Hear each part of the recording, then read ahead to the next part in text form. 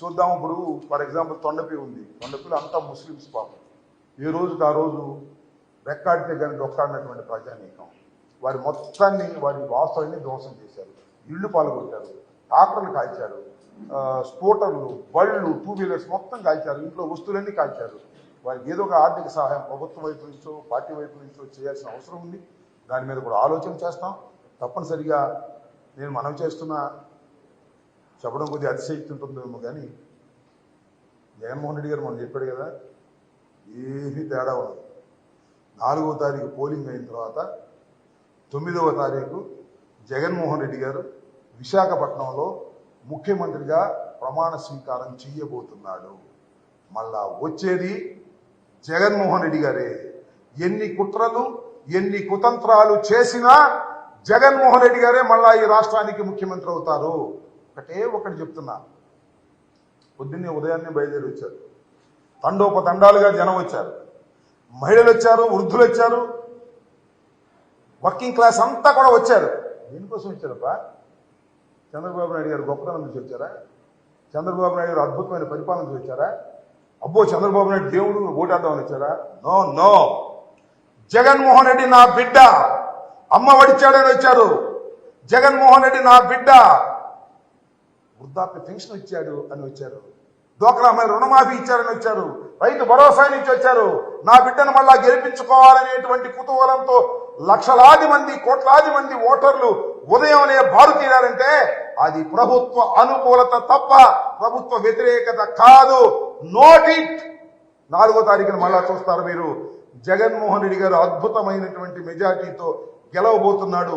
Positive vote చాలా అద్భుతమైనది. చాలా మంది అంటున్నారు, ఏమండి పోయినసారి కన్నా పోలింగ్ బాగా పెరిగిందా, ప్రభుత్వ వ్యతిరేకత ఉంటుందని ఆశపడుతున్నారు వాళ్ళు. నేను మనవి చేస్తున్నా, 2014లో తెలంగాణలో కేసీఆర్ వచ్చాడు.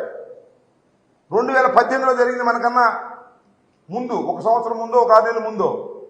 2014లో ఉన్న ఓట్ల శాతం కన్నా 2018లో ఓట్ల శాతం పెరిగింది. మళ్ళా కేసీఆర్ వచ్చాడు. ఇక్కడ కూడా ఓట్ల శాతం పెరిగింది. మళ్ళా జగన్మోహన్ రెడ్డి అధికారంలోకి వస్తాడు. దానిలో ఏ విధమైన సందేహం లేదు.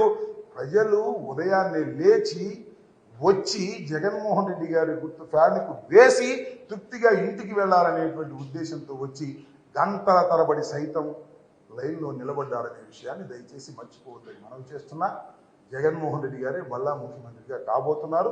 9వ తారీఖున ఇంతకు ముందు బొత్స సత్యనారాయణ గారు ప్రకటించినట్టుగానే విశాఖపట్నంలో ప్రమాణ స్వీకారం చేయబోతున్నారు.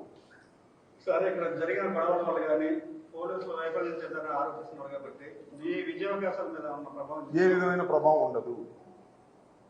నా విజయావకాశాల మీద కానీ లేదా వైఎస్ఆర్ కాంగ్రెస్ పార్టీ విజయావకాశాల మీద కానీ ఏ విధమైన ప్రభావం చూపలేదు. కొన్ని చోట్ల సైక్లింగ్ లాగా రిగ్ చేసుకున్నారు. ముఖ్యంగా నార్నిపాడు, చీమలమర్రి, దమ్మాలపాడు గ్రామాల్లో వాటి మీద నేను రీపోలింగ్ అడిగాను. ఎలక్షన్ కమిషన్ రీపోలింగ్కి సుముఖంగా లేదు ఎవరని చెప్పారు. ఇటువంటి అవసరమైతే I will go to the court also. నాకేమి ఓటమి భయంతో కోర్టుకు వెళ్తున్నా అనుకోకండి. అసలు ఇలా రిగ్గింగ్ జరిగిన ఇంత అడ్వాన్స్డ్ సొసైటీలో 2-3 కూర్చుని వారి గుర్తు మీద నొక్కునే పరిస్థితి వచ్చినప్పుడు why you are not open the camps ఏదైతే ఉన్నాయో, మన దాన్ని ఏమంటారు, ఎఫ్ క్యాంప్స్, అవి ఓపెన్ చేస్తే కదా అర్థమయ్యేది. ఎందుకు ఓపెన్ చేయరు అనేది నా పాయింట్. ఒకసారి ఓపెన్ చేసి ఎవరైతే దొంగ ఓట్లు వేసుకున్నారో వాళ్ళని రీపోల్ చేసి మనం శిక్షించామనుకోండి, ఇలాంటి వాటికి పరిసమాప్తం అవుతుంది. దానికోసం నేను I'm try to approach the court. వస్తున్నారు అదో that is a different matter. చాలా మంది అనుకోవచ్చు అవన్నీ రీపోల్ జరగకపోతే అమ్మడం ఓడిపోతాడే భయంతో అని. No, never. అత్యధికమైన మెజార్టీతో నేను మళ్ళా చెప్తున్నా, పోయినసారి కన్నా ఒక్క ఓటైనా ఎక్కువ వస్తేనే అది నా నైతిక విజయం, లేకపోతే నా నైతికంగా విజయం కానట్టు లెక్క అని కూడా మరొకసారి ఐఎమ్ రీటరేటింగ్. మీరు అనుకుంటున్నారు ప్రజలు ఎంత అద్భుతంగా ఉన్నారో. నా మనసుకు తెలుసు, నా కళ్ళకు తెలుసు. ప్రతి ఊరు తిరిగాను, ప్రతి చోటకి వెళ్ళాను.